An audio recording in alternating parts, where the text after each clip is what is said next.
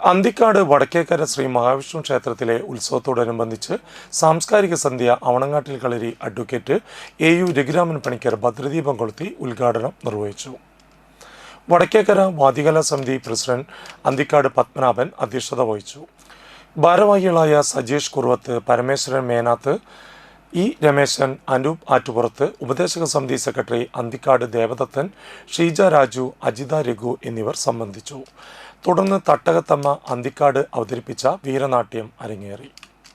ഉത്സവത്തിനോടനുബന്ധിച്ച് ഇവിടെ ആരംഭിക്കുന്ന കലാപരിപാടികളുടെ ഔപചാരികമായിട്ടുള്ള ഉദ്ഘാടന കർമ്മം ഇവിടെ ഭഗവാന്റെ മുമ്പിൽ ഭഗവാന്റെ അനുഗ്രഹത്തിലേക്ക് നമ്മൾ പ്രതീകം കൊടുത്തി എല്ലാവരും ചേർന്ന് ഉദ്ഘാടനം ചെയ്യാണ്.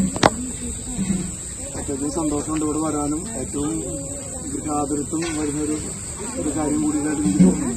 കാരണം ഏറ്റവും ചെറിയൊരു എളിയമായിട്ടുള്ള ഒരു ചടങ്ങാണെങ്കിലും അതിന് അതിൻ്റേതായിട്ടുള്ള മാനസികമായിട്ടുള്ളൊരു സുഖമുണ്ട്.